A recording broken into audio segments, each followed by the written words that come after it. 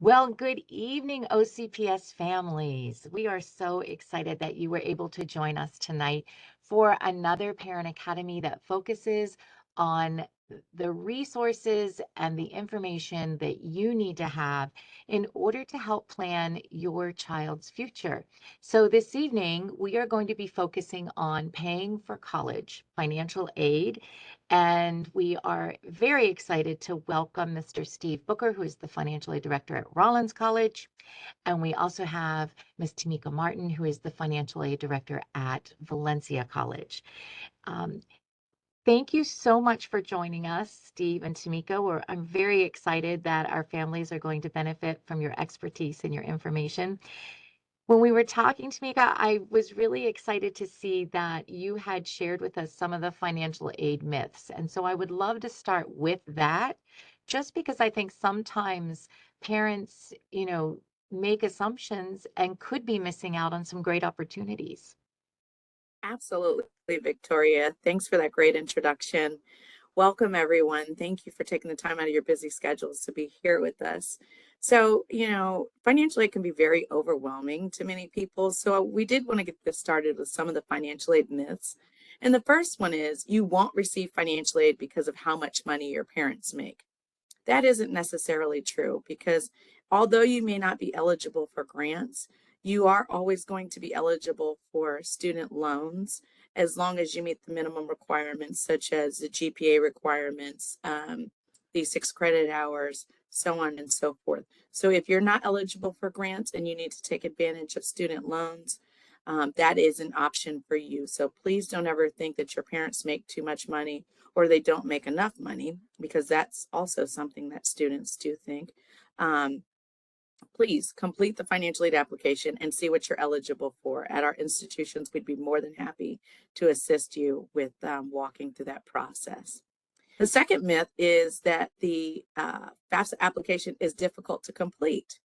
Well, as we know in the financial aid world, it is a little bit challenging, but once you have people at the institutions that can assist you with that FAFSA application, it's easy peasy.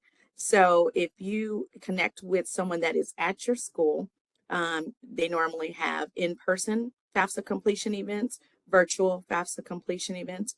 You can even go online to Federal Student Aid, and they have tutorials that are there for you as well to help you complete the FAFSA application, and more to come on that.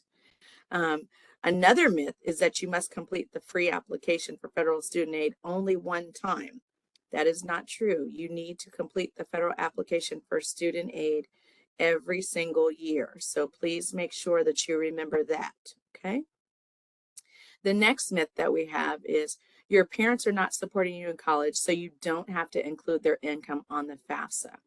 That is not true. If you are under 24 years of age, and if you don't have any dependents, if you're not a veteran of the armed forces, if you're not a homeless student, and there are so many more categories that you'll see on the FAFSA. If you don't say yes to those categories, then you will need to include parents' information. Now, we do know in the financial aid world that this isn't a perfect world, and we do know that there are extenuating circumstances for students where you are unable to provide parents' information. And in those cases, please don't hesitate to reach out to a financial aid administrator at the school that you plan on attending, because there are always options for students who are trying to attend school.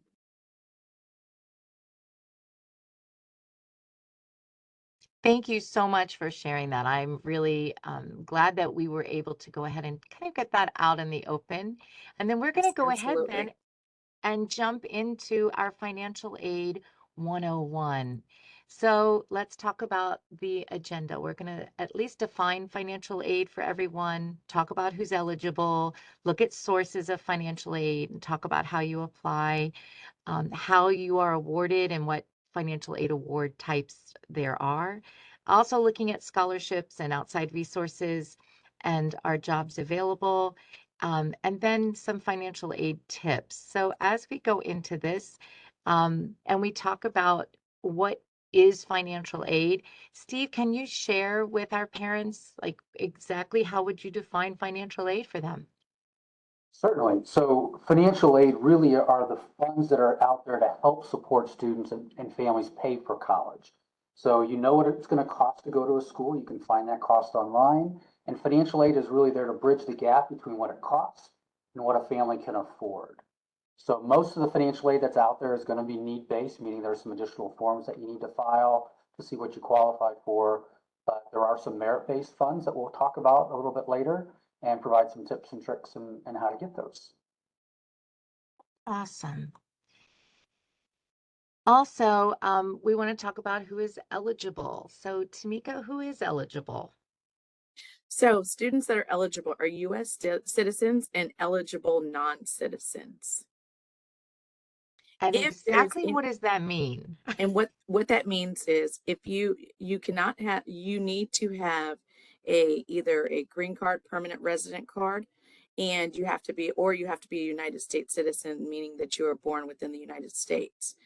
For different institutions, if you are not a citizen, there are funds that you are eligible for outside of the FAFSA. So please don't think just because you are a non-citizen or you're not an eligible citizen that there aren't funds that are available for you within the institution that you plan on attending. And parents, if you're looking at the screen right now, that QR code will take you to the government site that literally lists all of the eligibility requirements. So by all means, take a minute, get a screenshot of the QR code, and it will take you to that resource.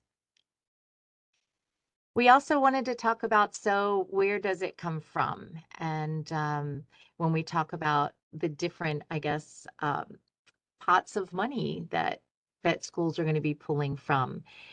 Steve, can you share some of that for us? Yeah, so this is a great list of the main sources of financial aid. So the federal government is the first one. So by filling out the FAFSA, it's the free application for federal student aid, which we're going to talk about. Students could qualify for grants. You would find out when you fill it out if you qualify for a federal Pell Grant.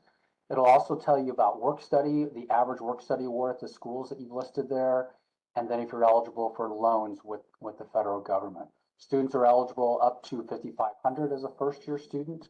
The colleges will work with you on what all that means and break that down for you. In terms of the state, we're very fortunate here in the state of Florida. There's a lot of state money that's available for our families. There are grants that are considered need-based grants, again, based on that FAFSA form that you would file. But there's also scholarship funding. There's Bright Futures. Hopefully most of you have heard of Bright Futures. There's lots of ways that can help pay for your full tuition at a public institution or pay for part of your tuition in a private institution. There's also other grants called EASE grants that are eligible at private colleges. And there's also work study through the state of Florida. So there's different ways that you can use state of Florida funding at schools here in the state of Florida. And then the college themselves are actually the largest source of aid, the college themselves, the institution. There are grants that are available. Again, need-based grants typically based on the FAFSA. Some schools may have an additional form that you need to file though, so check with the college. The easiest way is to check with their website, see if there's an additional form that they require. They might have their own institutional application for financial aid, or there might be something called the College Board CSS profile that they require. So just see what it is that they might need. Every college will need the FAFSA though, so that's your first step. Get that in and get that completed.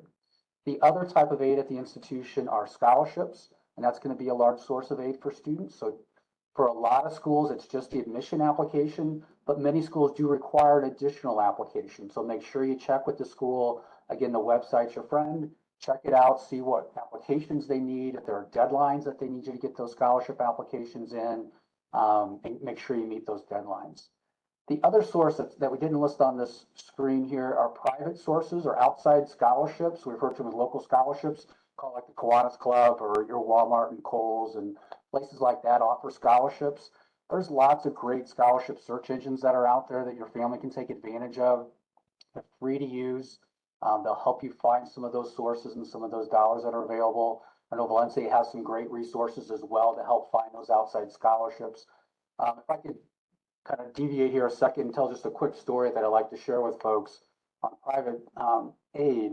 I did a workshop. I'm from the Midwest, and I did scholarship workshops back there. And a year later, I had a kid come up to me and said, "I took your scholarship workshop. and all I got was a little bit of a scholarship, about $500. And I said, well, that's pretty good. Back then, that's still meant more, and it's still books today. I said, yeah, but I put all this time and effort into doing this. And I knew the kid, so I knew he didn't put that much time and effort into it. But I said, for fun, let's say you spent 10 hours of your time on this. Not a math major, but if you put 10 hours of work and got a $500 scholarship, that's $50 an hour you just earned. What if you'd have put 20 hours or 30 hours? Could you have gotten more? And the answer is possibly. It's not guaranteed. But every school I've worked at, we see a few students bring a lot of outside scholarships because they put that time and effort into it. It's not a lot of students bring a little bit, it's a few bring a lot. You got to put that time and effort working those applications and essays. Well, I also want to welcome Caressa Wright Reed, who is with the Financial Aid Department at Florida State University. Caressa, I'm so glad you were able to join us. Hello, how are you?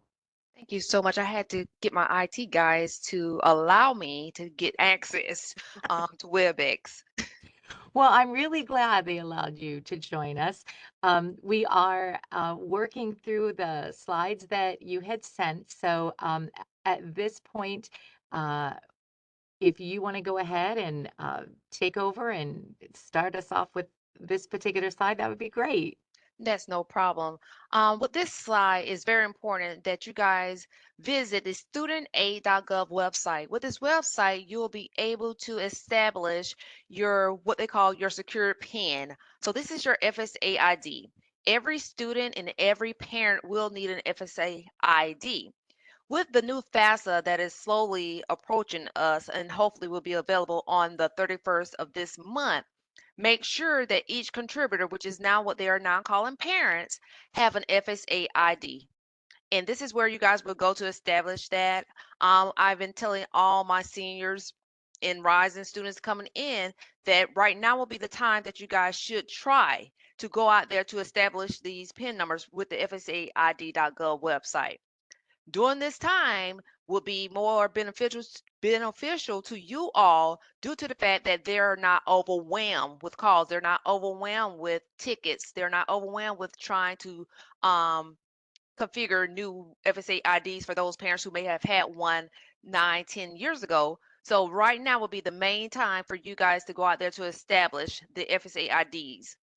Wonderful. Also, your important dates for the 23-24 school term. This is the school term that we're in now. So for 2023 and 2024, that's current fall, upcoming spring, and summer 2024. If you are planning to attend any college during summer 2024, you will need to complete the 2023-2024 FAFSA. Now, with that FAFSA, you're required to have your 2021 tax documents. And the deadline to complete this FAFSA closes on June 30th of 2024. So it's slowly approaching the deadline for this particular FAFSA for those students who are planning to attend summer 2024. Now, the grand finale will be the brand new FAFSA that we're all slowly waiting for, and that's going to be your 2024-2025 FAFSA.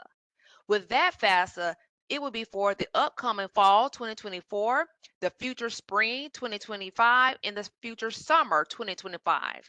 For this particular FAFSA, you're going to use your tax document for 2022. The Department of Federal Education did indicate that the FAFSA will be available December 2023. However, we're slowly waiting for that. They said the kickoff date will be the 31st. So please prepare to make sure that you guys are looking at emails, checking websites, and be prepared for the 31st. I know that Steve, you and Tamika were talking about this, and it's kind of like everything's in almost a holding pattern, like if you were at the airport. Yes, yes, absolutely. And a few slides forward, we will discuss some videos that will be available for students once the FAFSA becomes available, so that students and parents can do a walkthrough. I Perfect. think just to reiterate that what Caressa said is what you can do right now is get those FSA IDs, get that ready, and don't stress about it. Once the Yes. FAFSA opens, it'll be ready. You can get it done. Know that all colleges will be waiting for that. They'll be getting their systems ready. So by February, March, hopefully we'll be able to get that information to you. But again, try not, some folks are getting a little stressed about it because I know they're trying to make decisions and all that, but know that all colleges are in the same boat, all students are in the same boat, and we're here to help you work through that. So we do have a parent who is asking for some clarity, and I know that we said we'd wait to the end, but I think because it's so pertinent to what we're talking about, um, she's asking if the FAFSA year is the student's high school graduation date. It says, to be clear, is the FAFSA year the student high school graduation date? Not about high school graduation dates when they're starting school. So if you're starting in fall of 24, you're using the 24-25 FAFSA. Or again, as Carissa pointed out later on, spring and so on. If you're starting this fall, which is 2023, spring 24, summer 24, it's the FAFSA that is available right now, the 23-24 FAFSA. So it's not about graduation date, it's about when you're actually taking college courses. Okay, perfect. That is really helpful. So I hope, yep, Rashana said she's got it. That was clear and she is grateful. So Carissa, I noticed that you've got a QR code here for families. If they want to go ahead and take a picture of that, that would give them some specific information about the cost of attendance for FSU. And then, go And that ahead. is correct.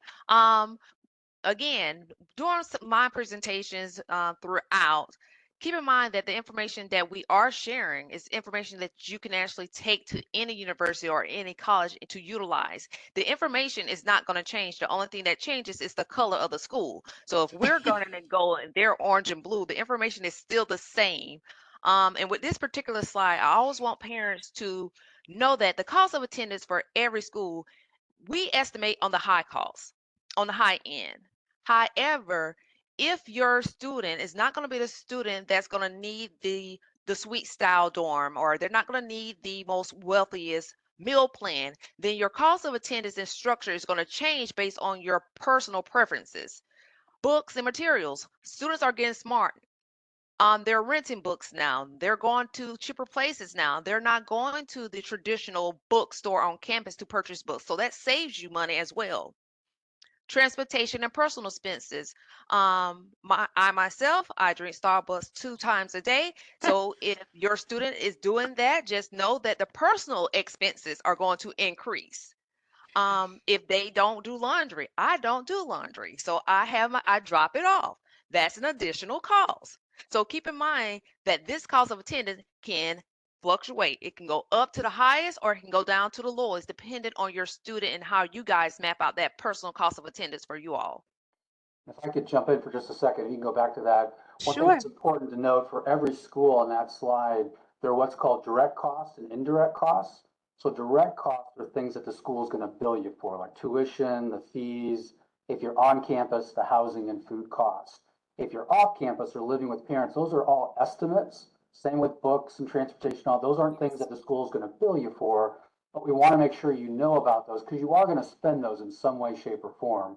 We know Caressa's going to be at Starbucks all day long, but others might spend it in different ways. So it's just make sure you understand the difference between what you're going to be billed from the college, but also these other expenses that are going to be out there for your student throughout the year that they're going to expend. I think that's helpful. Great And point. I definitely agree. Like when, Carissa, when you're saying, know your kid, know the habits and know what they're going to really be able to do or not do. Because like Steve said, those are things that you do have to factor in, but they're not going to be fixed like the college expenses. And then you want to talk about what's available. So Carissa, when we talk about gift-based aid, what are we talking about? So in forms of gift-based aid, this is where I have my students to start thinking. These are things that we're giving you and not expecting you to repay. And again, this is for any school. Grants, particularly, which is going to be on our next slide.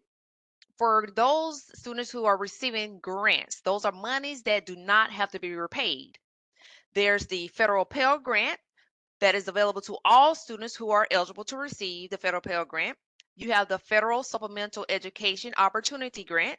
You also have the state grant. Some schools call it FRAG, some schools call it the Florida Student Assistance Grant.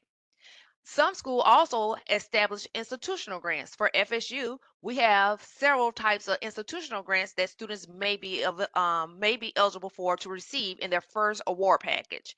But keep in mind, grants are those awards that do not have to be repaid. And then Steve and Tamika, for your institutions, do they have do you have some specific grants or gift grants as well? Yes, we do at Valencia. We have a Valencia Educational Opportunity Grant, which is supplemental education opportunity grant, and that kind of offsets the students that don't fall into that FSEOG category. We made a separate category for them.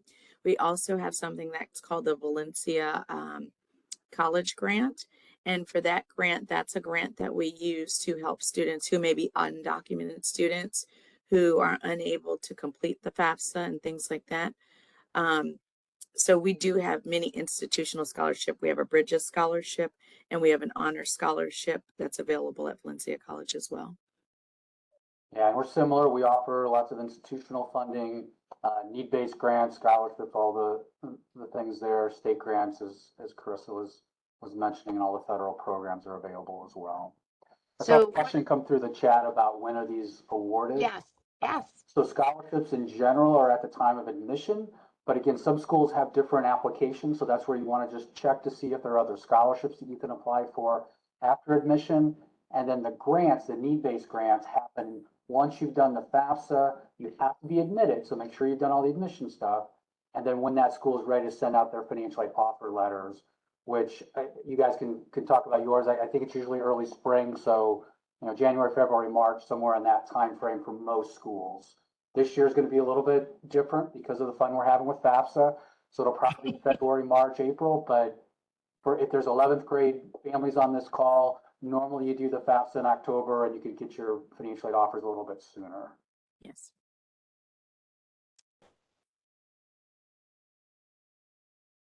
Now, one of my favorites, work study. So what is work study?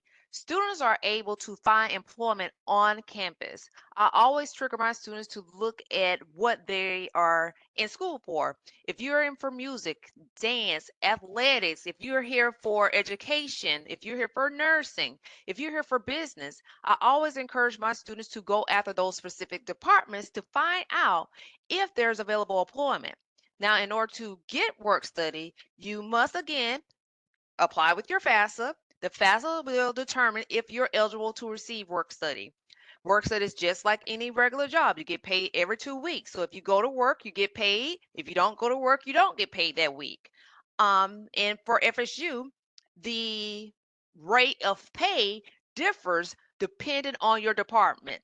Most of our IT start off at $15 to $16 an hour, or we can say for intramural, that's like $10 an hour. So there's a difference in rate of pay. The other thing, if I could add on this, Please. it's great for families because for parents, you have someone else checking in on your kid. So I know it, all my colleagues here and across the state, we have students that work in our offices and we're checking in with them every day. How are classes going? Do you need any help? And if they need help, we can be that warm handoff across campus. We can also make sure that they're studying properly. They're not kind of bailing on classes.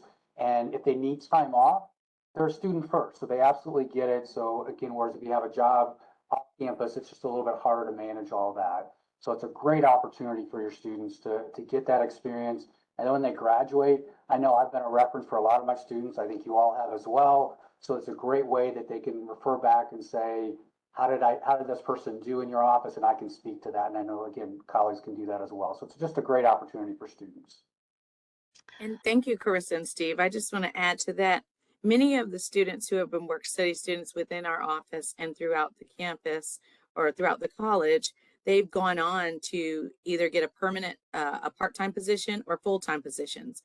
We currently have several work study students within the financial aid department who they started as work study students and now they're full-time with us. So, I mean, that's very exciting to see that that they're starting their career with us. And again, as Steve said, the flexibility that's there. And then as Carissa was mentioning, based upon what their area of interest is, that is also something that we like to look for when placing our students.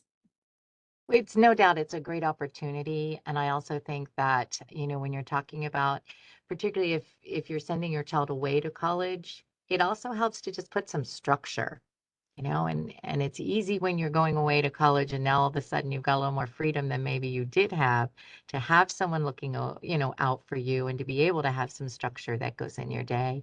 So besides work study, we're going to move on to loans. And what do we need to know about loans? Now, for me, I badger my students a lot. I prefer you to find work study, find those scholarships, find those grant fundings. However, there is a particular place where you may not have access or we may not have the resources to provide to students. So as a last resort, students are eligible for loans. The federal direct Stafford subsidized and unsubsidized loans. Again, this is based on what the FAFSA determines that you're eligible for. You have your direct parent plus loan that is for parents to apply for their students. And then you have private loans. Now, loans, keep in mind, loans are those funding that you are required to repay. And that's going to be after the student graduates. So 6 months after your student graduates from school, or if they fall below the mark of less than 6 hours, they will start getting notification of, hey, it's time to start repaying for your loans. But again, this is the last resort, but they're always there as a cushion to ensure that your students has the proper funding that they need in order to make it through college.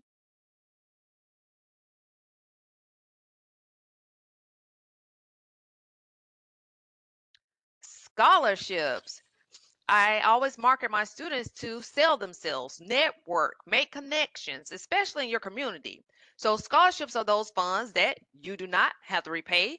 These are some of the funds that you have used yourself to accumulate. So you have academic, leadership, talent scholarships, institutional scholarships, national scholarships, state and local or civic scholarships. I always tell my students, wherever you're located, always reach out to some of your civic groups. Do volunteering. Find out if there's any local scholarships available in your town. Steve or Tamika, did you want to add anything to that? I will say at Valencia, we do have a very robust scholarship engine. It's called Scholarship Universe. And for our students, they enter any of their information. And then what it does is it determines what scholarships you're eligible for. So we feel like Oh. that's a very neat product that we're currently utilizing. So there may be times where a student doesn't know what to apply for or what they're eligible for, but when they put their information in our scholarship universe, it lets them know what things they're eligible for. So. Another thing I was going to add is on Bright Futures, and I don't know if this is a subsequent slide or not, but the state of Florida does allow you to take the SAT or ACT all the way through the summer, even after you graduated. So you do have time. You don't, based on your grades right now, if you didn't quite reach that SAT or ACT mark that you wanted to, you can retake it in the spring. We know kids love to take tests a lot, so they can take it one more time in the summer. And the state of Florida will actually super score, and super score is where the SAT is made up of a verbal and a math. So if you've taken it, we'll say 10 times, nobody takes it 10 times, but if you took it 10 times, they would take your highest verbal, your highest math, and create a whole new SAT score. And now you might reach that higher level Bright Futures Award. So this is one where that test does equal dollars. So you have to study, you have to take it. Once you start school in the fall, then you're done and you're locked into whatever level you have or don't have. So I encourage you to take that last time. Well, and you led us right into the Bright Future slide. So that was really perfect. And I did not know that Florida did that. I did not know they super scored. I think that's really important information for not just our parents, but for our students to understand and to know. It makes the motivation to take the test again, I think, a little higher. I mean, because now you're like, it's going to benefit me. And I just want to add, don't quote me on this because I'm not sure if it's still the same, but if I'm not mistaken, I believe if your student receives free or reduced lunch, they do not have to pay when they're taking that testing. Yeah, I'm pretty sure that's That's correct as Carissa, well. you said that's correct. Okay. That would be my understanding Thanks. just from OCPS, from Okay. interacting with the the college and career specialists that we deal with, that is my understanding that yes, if you are on free and reduced lunch, they do waive the fee for you. Is there anything you wanted to add, Carissa, about the Bright Futures? I know you've got a lot of important information here. To tag along with Steve, I totally agree. This is free money. So every chance that you can, don't give up hope. If it's the ACT that bothers you and is giving you issues, try the SAT. If the SAT starts giving you trouble, try again the ACT, but do not give up hope of getting that score. Again, this can pay for 75% of your total tuition costs or 100% of your tuition costs. But I always encourage students up until that last minute to keep testing, keep testing, keep testing. And again, like Steve says, universities in the state, they super score. So the more you try, the more chances you have with the Florida Bright Future Scholarship. And these QR codes that you have on the screen, Carissa, they'll take parents like directly to those sites, correct? That's correct, directly to the sites. Perfect. So parents, make sure you go ahead and take a picture of those. Steve, what did you want to add? Yep, so that number 2 one is really important. That's the student Florida financial aid application. It's a very simple form. It'll take you 5 minutes to do, but that is one step that you have to do for Bright Future. So make sure you take it. You can do it right now. So get that done before. It has nothing to do with FAFSA, but go ahead and get it done now. That way, if you meet the SAT or ACT and GPA and community service, you'll get Bright Futures. And my understanding is that they have recently added not just the community service, but you can get credit for work hours. Is that correct? That is brand new. I think that came upon during the COVID epidemic season that we were going through for the last 2 years, where if I can't do so much of the volunteering, what else could step in for these students? And to me, that's work. That's work study. That's your employment. This is where you're actually shining the most outside of your school. So they do allow students to petition to use their work experience. Well, I think that's great. I know that we've got a lot of diversity in OCPS, and there are some young people who they just don't have a choice. They've got to be working. And so they can always be getting the volunteer hours in addition to that. So I think that really does help to kind of, you know, equal the playing field, level the playing field for young people. So that's wonderful. Thank you. So for the next slide, there are several other national state scholarships that you guys can take a look at and go through some of the resources here. Like I said, you have the College Board, and then you have the Southern Scholarship Foundation that you guys can take a look at. And again, Carissa has included the QR codes. This is, I don't know what we did before QR codes. Can I just tell you? I mean, it's so easy, so fast, takes you exactly where you need to be. So if you are looking at the screen, whether it's, if you're on a computer, go ahead and take a picture of that QR code so that you've got it. That's going to be really helpful. And for the biggest reason that we started including those was that orientation is one of the most wildest week-long trips for students and parents. You're going to be slammed into doing all sorts of things, meeting all different people, sitting at the financial aid table, back to the registrar's table, to the health services table. You're going to be all around the world doing some of these visits. So we decided that to create the cards just to make sure that you guys are not missing any information, because if we're presenting in front of you and then someone may have a conversation or you may forget to jot this down, you easily have it available where you can actually go back to. And we actually did have a parent say, could you go back to that slide so I can get the picture? So the good news is they're being used, and that's really what we want. We want our families to be able to have access to all these resources because it impacts their child's future. And then we were talking about some financial aid tips, and then I also, Tamika, I'm going to show your slide too, where you were talking about those. Anything you want to go through here? Anybody want to cover anything or expand on anything? Just emphasize the last 2 on there. The financial aid office at the college that you're looking at really is your best friend. They want to help you out. They want to get you as much aid as possible. We know it can be complex. We know it can be confusing what's going on. So please reach out, whatever school your student's interested in. I know our colleagues across the state are fantastic. They want to help you. So reach out to them. Some people want to they call it the FAFSA people or the 1-800 number. And I'm sure they're lovely people, but you want to know about all the different types of aid. You want to know how it fits in with your circumstance. So talk with the financial aid office. And then especially on that last point there, if something changes from the FAFSA when you file it, talk with the financial aid office. They're the ones that can help guide you to see if there are other opportunities for you, other options. And then I did want to make sure when we were talking about other resources, Tamika, you were mentioning about some of the resources that you put on this slide. Let's Yes. share a little bit about what this will do for our families. Yes, absolutely. Thank you, Victoria. So here are some helpful resources for you to assist you and your student with FAFSA completion. So at Valencia College, we have in-person FAFSA completion assistance for students, parents, and or community members. And then for specific dates, times, and locations, you can visit our FAFSA completion webpage.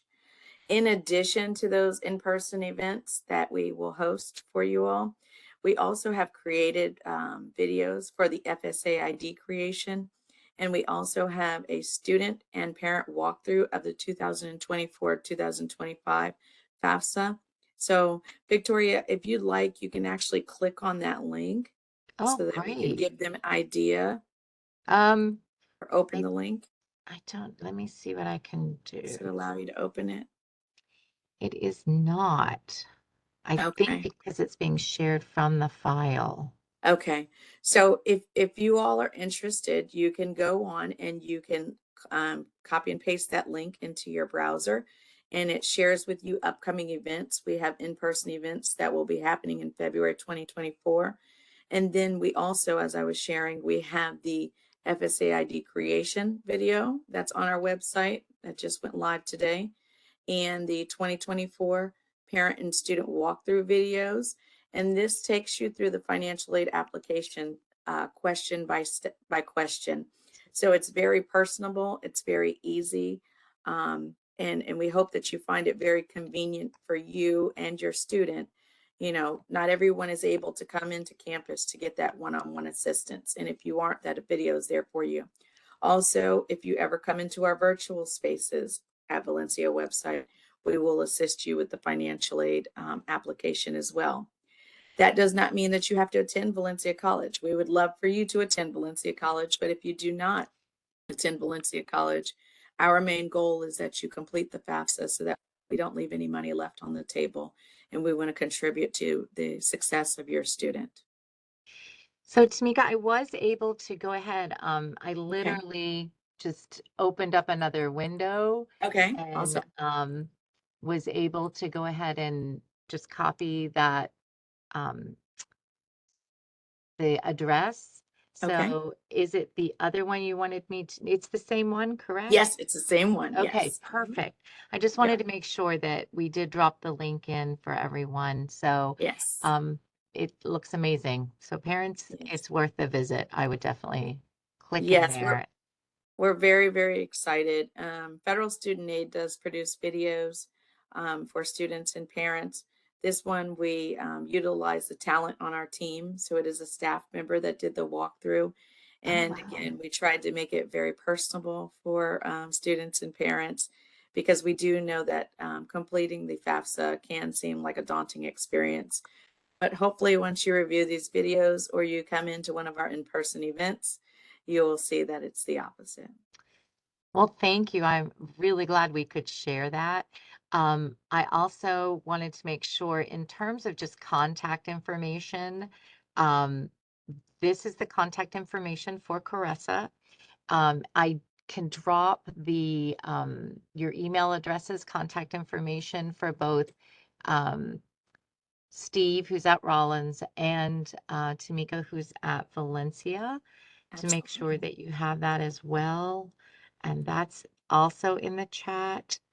Um, And then you're getting very nice comments. People are just saying thank you for offering all that help. That's really wonderful. I also know that Steve, you had some timeline slides. I just want to kind of review this for parents just to make sure that we kind of condense and say this is what you need to be thinking about. Do you want to go over these before we kind of Sure. go to So, questions? so right now, for a lot of students, you're looking at colleges and trying to decide on where you want to apply. So start those admission requirements. I know you could still do it all the way through spring, so it's not a hard and fast date, but that's what a lot of students are looking at right now. Do some research now to find out what financial aid forms are required. So again, most schools are just going to require the FAFSA, but check it out and see if they've got other scholarship applications you can apply for and other things that you need to be aware of. And then December 31st is our big date. That's our Christmas gift, we hope. We hope the FAFSA will be available. So once it's available, if at all possible, try to do it within a few days afterwards. I know it's New Year's Eve. I know you'll be recovering on New Year's Day, but if you can, very shortly after, try and get that done. And that way you'll get some information from the federal government on what you're going to receive, how much Pell Grant and loans and other things. And that can be helpful for the school when they start receiving it. The school will not start receiving until the end of January. So as soon as you do the FAFSA, don't call the school and say, I did it. What do I get? Because they're literally not going to be able to tell you. But by the end of January, hopefully we'll start to see that information start to flow through. The college may start to send information to you. So they might send some stuff out to you that they need some additional information, or they might have questions. So just respond to those questions from the financial aid office. They want to be helpful, but there's some things that they might need to be able to finalize your financial aid offers. So hopefully, probably not January, but probably more February, March, you might see that financial aid offer letter come through, and that should put everything together, all those things that we've been talking about, all the grants, scholarships, loans, work study, all that'll be put in one place.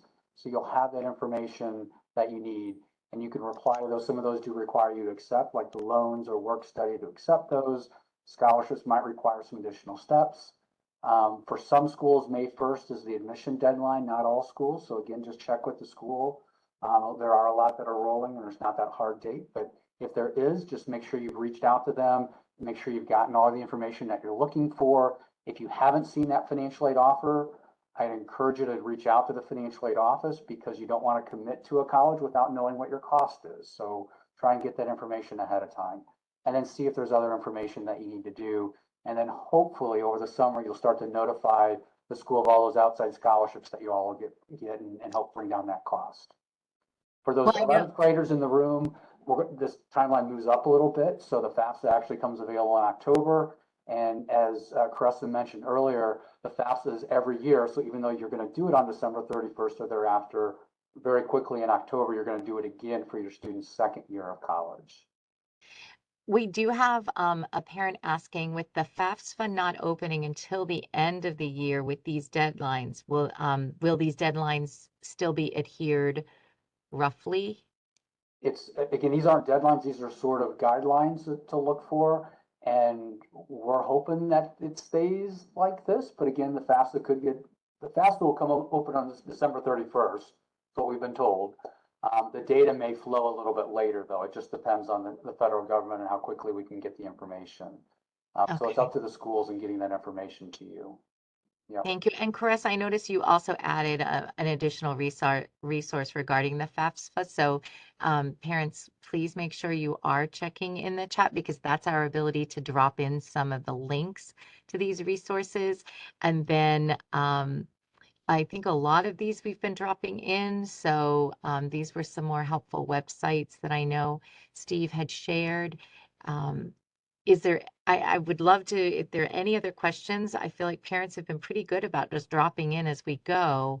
If you do have any additional questions, we have 15 minutes left in our Parent Academy. We would love to take those questions. Do not be shy. We definitely want to make sure that you have the information so that you can make the best decisions and that you can get your students the best opportunities. I just want to add, Mhm. it's very, very important. Each institution has their own preferred communication method. Please make sure once you're admitted to that school, if you are given a email address affiliated with that school, that you're checking that all the time. Some schools do use text messaging as well, but really please make sure that you're checking that email, because that's where your communication is going to come through with updates for deadlines and any notifications of awarding, any notifications of changes to awards and things like that, or any additional documentation that you may need to submit. So please check to see what your school's preferred method of communication is and make sure you're checking that regularly. We did get a question in the chat. We have a parent asking, can a student apply for financial aid if they are unable to access one of their parents' income?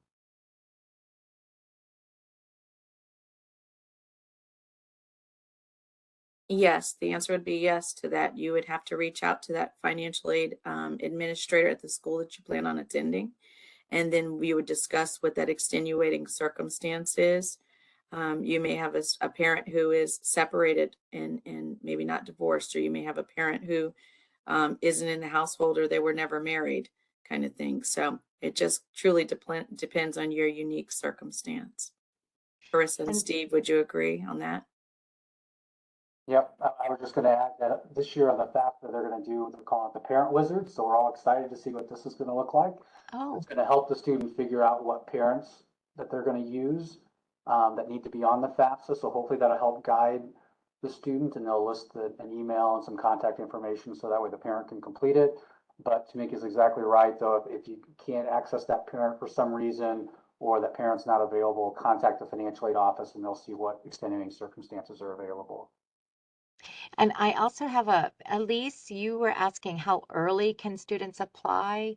Are you asking how early can students apply for the FAFSA, or how early can they apply to a school? I'm thinking those would be very different answers, because my understanding is she says FAFSA, so it will December 31st. That is the earliest they can apply, correct? Yep, and I'm sure it's gonna get blasted out there, so I mean, it should make news. So we're all excited, waiting with bated breath for what time it comes out, so definitely look for it on the 31st. Wonderful. Thank you for clarifying, Elise. That was so helpful. Oh, she meant in their school year. So how early in their school year would they be able to apply? So let's just say we've got an 11th grader who's really looking ahead and has, an idea of exactly what they're looking for. It's really gonna, again, go back to which FAFSA you need to file for when you're starting college. So if you're an 11th grader and you're not starting till the fall of 2025, you're gonna wait. If you're gonna start in the spring of 25 or summer of 25, then you'll do this 2024, 2025 FAFSA at December 31st or sometime thereafter. Okay, she said thank you. And really, with so many schools, I know that with our kids, it's like schools are just requiring summer semesters now. It just seems to be what they do. So if you were looking at a school and you're going to have a summer semester, then what you're saying, Steve, is you would want to make sure you're doing the FAFSA that's coming out December 31st, correct? Correct. That is not easy to say. I don't know how many times you have to say that in a day. And there's no harm. So if you weren't sure and just want to do it for fun, you can go do the FAFSA right now, 2023-24 FAFSA. It's just going to sit there. If you happen to enroll in the summer of 2024, it's all ready and you can use it. If you don't, nothing's going to happen with it. So you can do it if you want. And what we inform students that are seniors right now, if you're going to be graduating in May and you think that you're going to come in the summer, which would be starting in May or a late start semester, then you would do the 23-24 FAFSA. So you would do 23-24, which is what's currently out there. And then for the fall, you would do 24-25. So if you do plan on graduating from high school and going straight into college in May prior to August term, then you will do the 23-24 FAFSA. That was great clarification. Thank you, Tamika. I Welcome. know for parents, it just can be overwhelming. It's a little confusing. So all of you being here tonight and helping to clarify. It is so appreciated. Again, parents, if you do have any questions, I have to say the fact that we don't have a lot of questions means that the information was clear, concise, it was delivered well. So I do thank you all. We have a parent who said this has been one of the most helpful parent academies OCPS has offered. So thank you all. The credit definitely goes to our wonderful panelists tonight, because I certainly would not have had this information. So I do extend a very warm thank you to you, Steve, and Tamika and Caressa for being here. Again, parents are saying thank you.